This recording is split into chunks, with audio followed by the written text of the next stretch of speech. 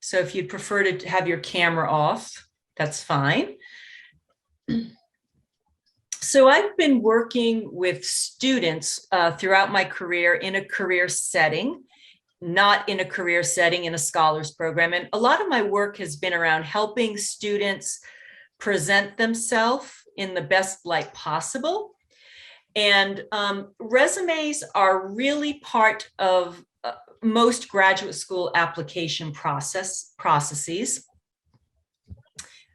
In addition to all of the other things that they ask you for, personal statement, letters of recommendation, scores or no scores, all of those things, the resume really lets you present yourself in a more holistic way. It lets them show what you've been doing. And that's why I asked all of you to just say a little bit about what you've been doing, because that resume can really make a difference in helping the graduate selections committee understand more about you than just the numbers on your test scores, okay? And each one of you will have some things that will really make you stand out. And I've linked an article that you can read more about the graduate school application process, because it really is very different than undergrad. So at the undergrad level, the admissions office makes those decisions. But at the graduate level, both for master's and doctoral programs, there will be a selection committee within the department that reviews the applications. So when you, and I know that Christopher Perez has other sessions throughout this week that talk about the overall graduate school process, whether you're applying to Maryland or other places. So I would encourage you to look at that schedule and attend the sessions, if there are some, from the programs that you are interested in at Maryland, because you'll get some real insights into what that program is looking for in potential applicants. And that can help you as you prepare your materials as well. If you have questions about anything that I've said, you can raise your hand and drop. You can also drop the question in the chat box. Charlene is going to help me by monitoring the chat box and keeping an eye on all of you. So if you raise your hand, she's just going to unmic and interrupt me and let me know that I need to pay attention to something. Okay, so let's see how many people we have here. Oh, we've got a nice group. I'm going to put you in. I'm going to put you in some. Oh, hi, Christopher. Thanks for popping in to see if I need some assistance. I think I'm all set. I've got Charlene here with me, but thanks for asking. I appreciate it. Excellent. If that's the case, then I am going to jump out. Susan, thank you so much. Thank you. See, it's great to see so many folks in Susan's, Dr. Martin's session, but I will be jumping out. Thank you all for attending this virtual recruitment fair and grad fair and open house. Take care. Bye. Bye, Christopher. Thanks. So Christopher's my colleague in the graduate school, so I belong to both offices. So I know that I'm going to put you in some breakout rooms just for a moment. I'm going to give you like 3 minutes to talk with each other about what you think graduate admission committees are looking for. I'm going to make 2 groups, make 3 groups. And if you're able to, you can turn your camera on because that will not get recorded. I just want you to chat briefly about what you think they're looking for. And then I'm going to give you just 3 minutes. You don't even have to introduce yourself to each other. Actually, I'm going to give you 4 minutes and then we'll come back. You'll come back automatically and we'll talk as a larger group. All right, I'm going to open the breakout rooms.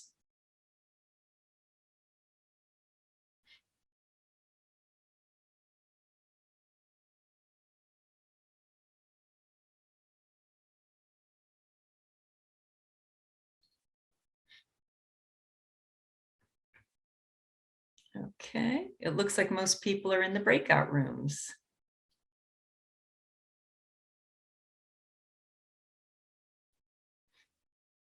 I want to thank all of you for participating in what's been happening in online learning for the past year.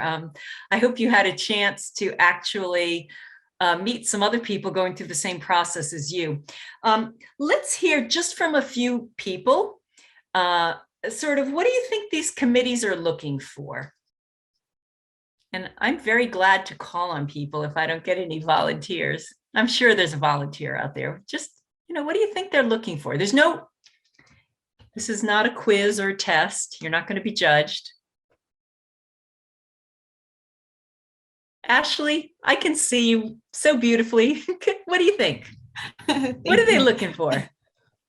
So we talked in our breakout room about them potentially looking for a candidate who knows what they want to do following the program. It's probably not enough just to say that you want to be admitted to the program, but also clearly be able to illustrate what you plan to do thereafter, like what your either academic or professional intentions are after completing the program. Great. And you're interested currently in master's programs, correct? Yeah. Okay. All right. Let's hear. Thank you. Yeah. Thank you. Spot on. Isabel, what do you think? What did your group talk about? What are they looking for? Something told me that you were going to pick my name, so I was prepared over the camera button. In our breakout room, we're having some audio difficulties, but I had mentioned that it largely depends on what faculty members you have that can be a part of your committee, specifically with PhD programs, if your interests align with them. Because if you don't have somebody to work with you, then there's no place for your project. And then on top of that, do they have the funding in order to do the research in the first place? So a lot of it is funding, a lot of it is opportunity. Are the research interests aligning for this particular application cycle? Just things like that, really. That's perfect. And yes, I picked on both of you because I knew Ashley had in the introduction said that she had worked in pharma and biotech and was looking at a master's. And I knew Isabel is going to be applying for a PhD program. And I think your answers really illustrate what's at the heart of what they're looking for, right? So whatever program you are applying to, it's really important that you understand what the goals of that program, what the goals are, right? And most master's programs, and I'm going to use the word professional, there are two different kinds of master's programs. And I'm thinking about this in very broad brushstrokes, right? So there are professional master's programs, which really are designed to give you certain skills and a credential that is directly related to the workforce, to particular career paths. And if you attend the information sessions for these types of master's programs, they're going to talk with you about those kinds of things. They're probably even going to share the kinds of careers that their students are going into. Okay. There's a second bucket of master's programs that are also important, and I like to call them research-based master's programs. So they would be programs that are focused on developing research skills, and many of their graduates will be going on to apply for PhD programs. So there are a number of bachelor's degree recipients who are coming out of undergrad without necessarily having research experiences. And as Isabel had so clearly articulated, the PhD programs are about generating new knowledge. They're about equipping graduates with research skills. And historically, doctoral programs were preparing future faculty. That has changed a lot in the last 10 or 15 or 20 years. And I can speak for Maryland. Our doctoral graduates, 52% of them are working outside of the academy. But doctoral programs are really focused around research skills, generating new knowledge, learning how to communicate through publications, peer-reviewed publications. So there's a real orientation around developing new knowledge, as opposed to more professional-based master's programs where you're acquiring skills and techniques that you would apply directly to the workforce. Okay, so let me pause there for a minute and see if there are any questions. That was a very general, broad, high-level overview of the differences, but next I'm going to talk about what they're really looking for. Okay, any questions about doctoral versus master's? Okay, I don't see any hands going up. All right, so let me I'm going to share my screen again to keep me on task here. So I've already talked about the first two bullets that you see here, but as someone said earlier, that really the goal is to find the best candidate that fits the goal of that program, which is why you need to understand what the goal of that program is so that you can decide if it's a good fit for you.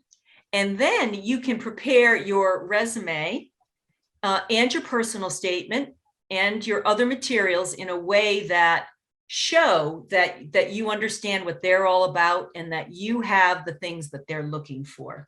And again, it's much more than test scores. In PhD programs, which are focused on research, as Isabel had said, selection committees are really determining whether you're going to fit in with the projects that are happening in the department, and matching you with a primary advisor is also an important thing. So as you move through the application and once you're admitted and get to go to open houses, really making sure that you are identifying a potential advisor is really important at the doctoral level. Okay, and oftentimes individuals are being admitted to that program because they are going to be paired with certain faculty advisors. So this whole admissions process is very different than the undergrad admission process where you're being admitted to the institution and a major. At the master's level, it's the department is deciding whether or not your goals are aligned with what they're producing, with the students that they're producing, and at the doctoral level, even more so. Okay, so how are you going to make yourself look great? Let me just see I'm going to stop sharing for a minute. I want to see a show of hands. How many people have already developed a resume or a CV as part of their application process? Lillian, okay, Marco, Isabel, okay, all right. So some of you, looks like most of you, half of you, I'm saying half of you who are raising your hands. All right, so I always get asked the question, what's the difference between a CV and a resume? And the shortest answer is a CV is the document where you present your experiences, your education, et cetera, in the academic arena. So when someone is searching for a faculty job, they use a CV. Now, some of you may have been participating in summer research experiences, and you may have already started to develop a CV, okay? The other thing that makes this even more confusing is that internationally, sometimes the word CV is used to talk about a resume. And a resume is what here in the States we use. It's a document that is used when looking for industry, government, nonprofit jobs. And it's really focused on describing experiences and skills, internships, paid jobs, volunteer experiences. Whereas the CV doesn't include oftentimes a lot of description, and it really lists faculty appointments, courses that were taught, presentations, publications. Okay, so that's the real difference. Most of you are probably going to use this. If you're applying to a master's program, you're going to use a CV. If you're applying, a resume. If you're applying to a master's program, you're going to use a resume. If you're applying to a doctoral program, you still can use a resume. And if you use a resume, you'll be okay because you're going to describe your research experiences.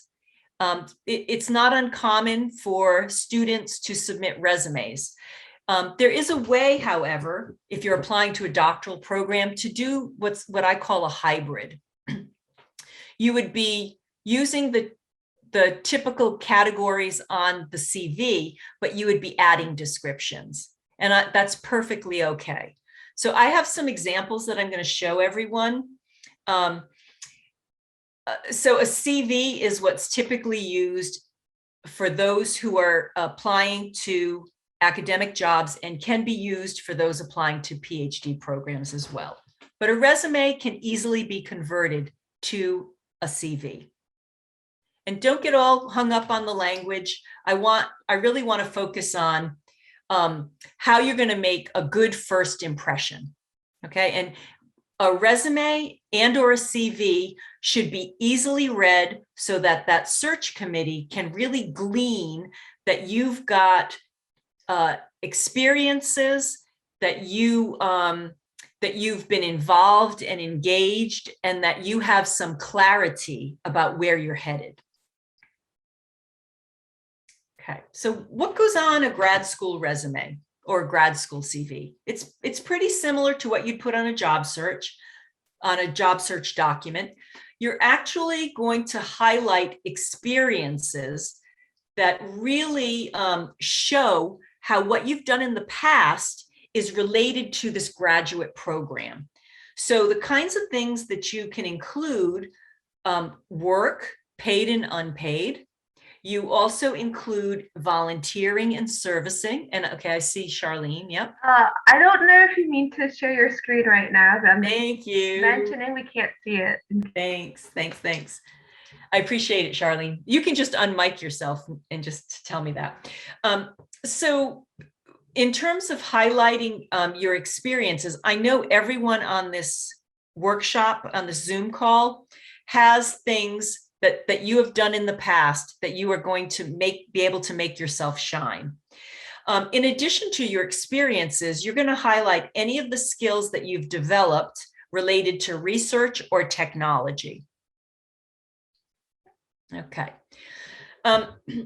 So this at quick glance is what I would consider a one-page resume.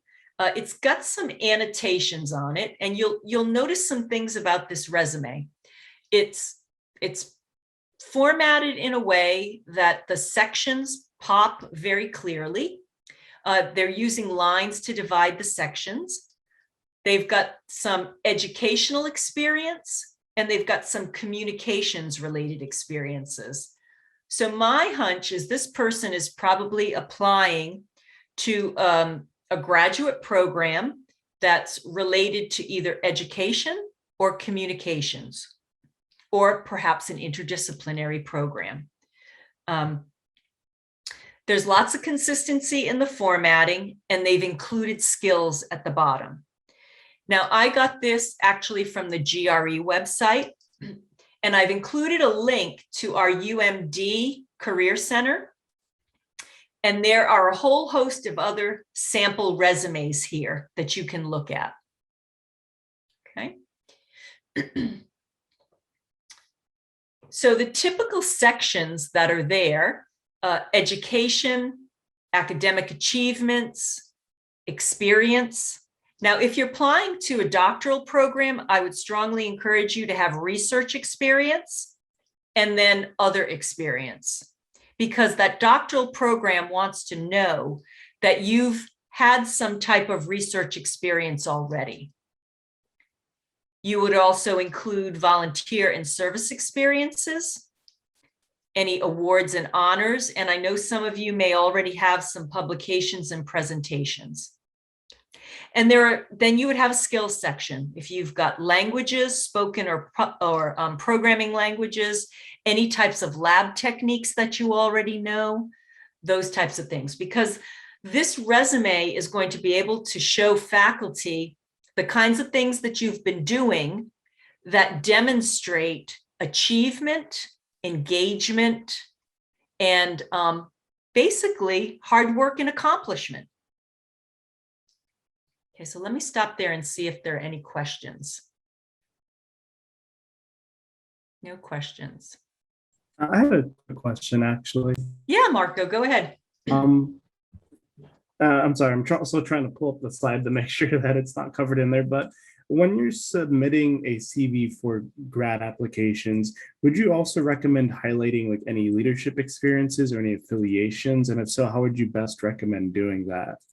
That's a great question. So it can be part of when you can choose to have a section that might be leadership if you've got a number, like you don't want to have just one experience, but like that example had education experience and communication. But if you're someone who's been heavily involved in like leadership roles in and outside of your university, you could have a section that says leadership.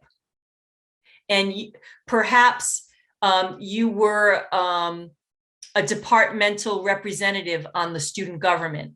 And maybe you were involved you were the president of the student mentoring club. So as long as you have more than one experience, you can cluster them under a category of leadership. Does that help? Yeah, and I guess just to quickly follow up, would you also recommend kind of doing like a bullet point formatting when you're talking about some of your leadership experiences, or is it just as simple as mentioning the role and capacity? No, if you're going to put it in a section, I think it's important to show the leadership. I like to use the bulleted format, especially if it's, now, if you were just a member, then that's just under like involvements and it's like member of this club. But if you took on a role where you exercised leadership and had some accomplishments, then you would put the bullets. Okay.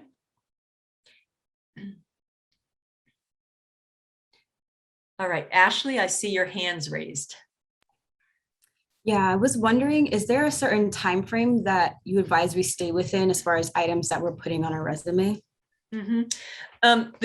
So there's sort of a general rule, like 10 years, but that's kind of a big thing. But could you give me a little more specific? So how far back would what you're considering go? So I was just thinking when Marco brought up leadership experiences, for example. So there's a lot I can speak to having been at work for as long as I have been, but that's going to be the bulk of it, right? So anything more than that, I would have to be pulling from my undergrad career, which is now approaching the 10-year mark. So I'm wondering how much of that should be included because it's relevant, but also to stay away from because it might be kind of digging too far into the archives. I would really want to look at it specifically with you. So one of the things that you might do is you might just have a leadership and involvement section and you just, okay, I was the president of the undergraduate bio club. You know, it would just be one-line entries and you wouldn't need to do the descriptions like I said to Marco, because you've got all this work experience, which shows dependability, responsibility, achievement. So I think for someone just coming out of undergrad, the involvement in clubs sort of is a proxy for some of the things you've accomplished in the workplace. Gotcha. Thank you, Susan. Mm-hmm. Great question. Okay. So let's see, we've got 13 people here. I'm going to put you back in some groups, and given these different categories that I've highlighted, I want you to actually, you know what, I'm going to have you do this individually right now. I'm going to, rather than putting you in groups, I'm going to have you do this individually. So I'm sharing my screen. I want you to take a moment and think about these things. You know, what are you going to want to show your graduate selection committee? Okay, what kind of work experience and volunteering that might be related to the discipline of the program you're applying to? Do you have any discipline related research? What kind of skills are you going to show them? Do you have some presentations that you've done? Any awards? So I just want you to, I'm going to give you about 3 minutes. And I just want you to either pull out the resume that you've already drafted, or if you haven't started one yet, just make some notes about what you could include. And then I want to spend a few moments answering questions like the ones that Marco and Ashley asked, because some of you may also have some specific questions about things you're not sure about whether to include or not. And I think everyone will benefit from the questions that you ask. Okay, so I'm going to start the timer. I'll give you about 3 minutes to think about what are you going to put on your resume.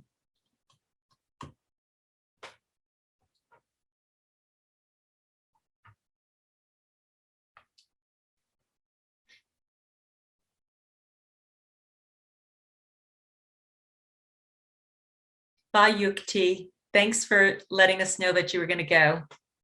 My email address is on the slides, and if anyone wants to follow up with me later, you can follow up with me. That would be lovely.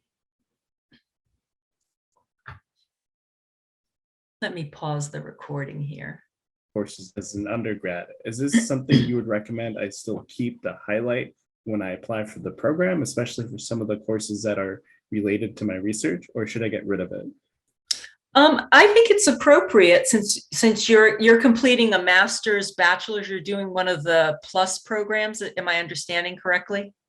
No, I'm just completing a bachelor's, but I'm just enrolling in grad level courses. I think that it would be very appropriate for you to list coursework on your resume. That'd be totally fine because it shows you wouldn't use course numbers, but you might put in parentheses graduate course. Yeah, I think it shows the faculty, and they're going to see it on your transcript primarily, but I think the ones that are related to the academic program that you're applying to, I think absolutely list that coursework. Great question. Lillian, why don't you go ahead, and then Bibek, I hope I've said that correctly. Lillian, go first.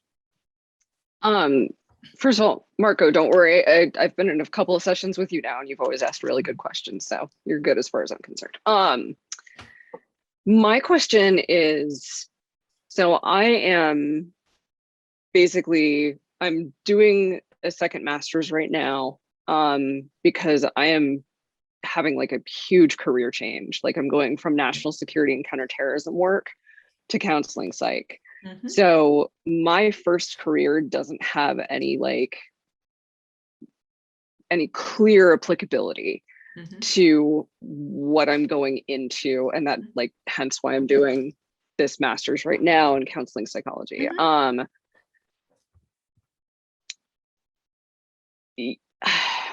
So a lot of what I did in counterterrorism, even though it's not applicable, is it's stuff I'm really proud of. And I want to keep it on. Yes, absolutely. Okay. So much of this is contextual, as is everything about resumes, right? So my whole angle is always, how are you going to show them that you are an accomplished person? So for someone who's pivoting like you are, your personal statement is going to tell them the story of why. And I think that your resume should outline your accomplishments, and you have the opportunity to highlight how you used communication skills. Did you do some conflict resolution in your professional life? Was conflict all the time?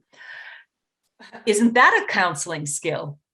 True. So I think that how you write the bullets, how you write and describe what you did, you can emphasize the parts of your job that were related to interpersonal skills. Okay. Yeah, that's a big help. And is it okay to, I've still got it in chronological order.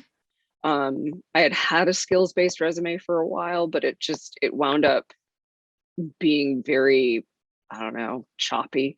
Yeah, I'm not a big fan. I'm not a big fan, except in rare cases for those skills-based or functional resumes. I think, though, that you can use a chronological resume, but the tact you should take is how you describe things. That's what you're going to focus on. Is you're going to focus on the skills that the interpersonal skills that you used, and of course, you can list an accomplishment for what you were recognized. Like if you were able to innovate something, or you were in a leadership role and had, that you facilitated, if you facilitated workshops, that's a facilitation skill. So for you, it's going to be more about how you describe stuff. Okay, that makes sense. Thank you. Yeah. Okay, Bibek, why don't you go ahead?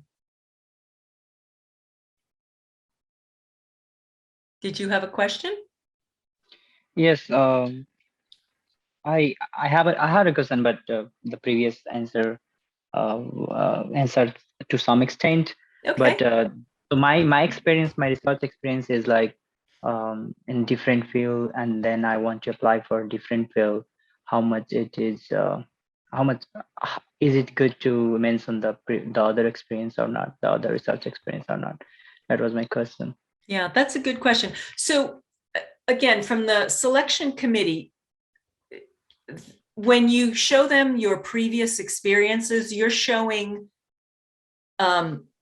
accomplishment, follow through, you're showing leadership, communication skills, and all of those things are important to round out the personal statement, the transcript. Okay, so yeah. Mm-hmm. So I hope that each of you is hearing that the way you present yourself, you want, what you've done will matter. It doesn't have to be exactly aligned with what you're applying to, but I think it's, again, it's showing accomplishment, dependability, all of those things. It's presenting you as a whole person and not just scores and a transcript. You're showing them really other parts of who you are. Okay, so let's see. There was a question that came in at the chat Yeah, thank you. I joined late a little bit, but I would like to know how many pages like the resume should be. Is it okay for more than 1 page or 2 pages? Yeah, I get this question a lot. So if you can get it on 1 page, if you can fit your accomplishments on 1 page, great. Now, for someone who's been working and has many facets, 2 pages is acceptable, but remember, this is a selection committee, and they're going to scan this resume or CV. And so if you can do it justice on 1 page, great, but some of you won't be able to. Okay, so you want to make sure that you're presenting yourself in the best possible light. So what and could be making it easy to read. Yes, and what could be the order, like education, experience, or skills? Do you have any recommended order? Yes, let me show you some examples. Thank you for leading me right on to that next question. Okay, let me share my screen again. All right. The format stuff you all know. Don't use anything smaller than 10 font. Make sure there's no spelling or grammar errors. Have other people read it. You all have people in your life who are good proofreaders. Get more eyes on it, and make sure that you name your document with your name.resume or .cv. That way, individuals, that's just a very professional way to label things. If you have access to a career center because you're still at an institution, utilize them. Get moving and get an appointment with them. Let's look at some examples now. Okay. I've already shown you this one. So the question that Vivek asked was about section and order. So education comes first because faculty want to know what you've done educationally. And then experience comes next, and it might be in 1 or 2 sections. If you're applying for a PhD program and have research experience, I would encourage you to put that first. But experience comes next. Back to Marco's question, if you have coursework that you want to highlight because it really is connected to the program that you're applying to, that should go under your education section. So education, coursework, experience. And then you can move along and have skills at the bottom. So you'll notice this, this person does not have like college involvement on this particular example. Okay, let's look at this one. I got this one from Elon College's career website, and I thought it was another, don't worry about the dates. So look at this person has academic research and presentations first. So they are not using a bulleted format, but they're using some text to describe what the research was about, and they received a prize. So they've really created a nice snapshot of the kind of research that they've done. And then they've got awards, and at the bottom, they're presenting their on-campus work and involvement. And then they've got volunteering at the bottom. So again, these are the major sections organized a little differently. But this person is what I would call an undergrad who's had some research experiences applying to graduate school. So they're emphasizing the research and the awards. Okay, let's look at April summer. This comes from our graduate, let me make this bigger. This comes from our TERP guide, and it's on our UMD career site. But this person already has a master's degree and they're applying to a PhD program. So you'll notice they've got a professional summary, which is sort of like an abstract. And so this might be something really nice for Lillian and Ashley and Esther, anyone with work experience. That might be a nice way to summarize who you are. And then because they're applying for a humanities PhD program, they've listed some areas of research interest, and they've got some related work experience, and then they've got other work experience. So they've organized it this way. So I tried to pick some examples that span lots of different experiences.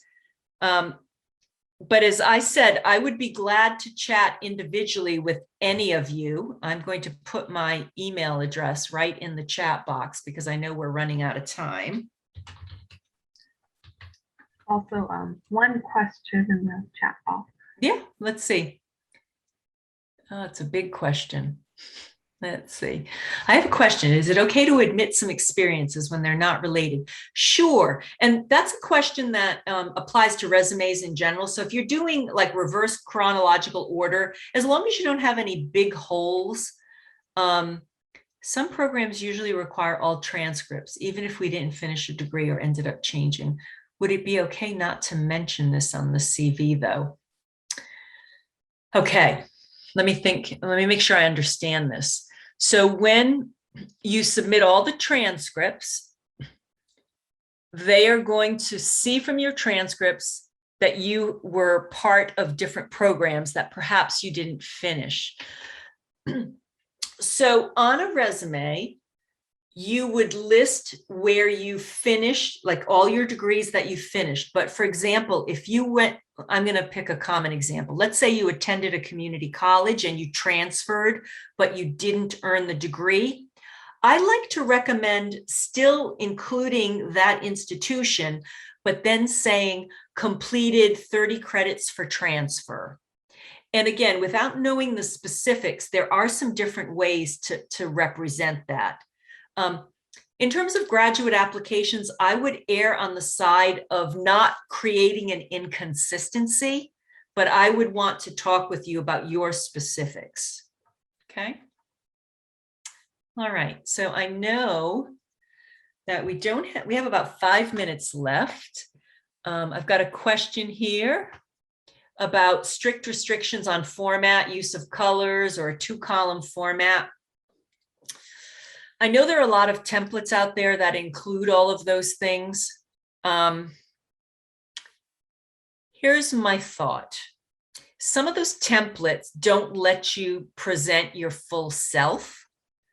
Now, if you're in graphic arts or the arts, and in fact, on our Career Center website, there is an example, I believe, of a graphic artist's. So in some cases, that formatting is aligned with creativity and presenting who you are. That makes sense. But a lot of times that formatting can just be distracting. And I think it's better to go with a more traditional format. Again, unless you're in a field that it's about creativity. Okay, because again, that formatting makes a first impression. My experience with those columned resumes is the fields are kind of small, and a lot of times you can't fully explain things the same with the same depth as you can on a one-page resume with a bulleted format. So that's my thought on that. Okay, any other questions? All right. I think is it Antiqual? I think thank you. You're welcome. Anyone else?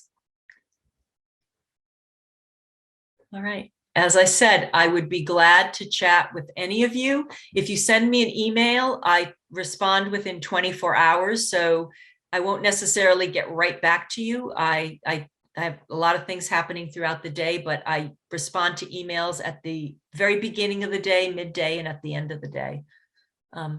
I wish all of you, are there any more questions? I'm looking around. Charlene, do you have any advice? You went through this process. I'm going to put you on the spot. Yeah, I think sometimes it helps to like think about what, just in general, like think about what admissions committee want to see and kind of like depersonalize it. Like don't get too like sad if it seems like a cold process. Okay. Yeah. Maintain your self-worth. Yes, yes, yes, yes. Remember, this is a two-way street. Each of you wants to find a graduate program that fits you and your needs, right? And I know that each one of you has many things that you could highlight on your resume or CV. And if you have access to a career center, because you're still enrolled at a university, use them. Go to their website, make an appointment tonight, get in there and tell them you're applying to grad school. Look at the info that's on their website and on our Maryland website. And again, I am more than happy to talk with any of you. If you send me an email, send me some possible times that you're available for a quick 20-minute consultation. And then I'll look at my calendar and I'll send you a Zoom link. And you can even send me the material you want to discuss ahead of time, because I'll look at it ahead of time and then I'll be prepared to give you more concrete feedback. Okay. Something I just thought of now is that if you have a friend who's ever served on an admissions committee, because sometimes they have like student advisors, just pick their brain if you get a chance to talk to someone like that. Have you ever served on one of those committees, Charlene? No, but my friend did, and I wish I had listened more or retained more from what she had to say. Do you remember some of the things that she said? Would you be comfortable sharing them? Sure, she did share that sometimes it did feel like a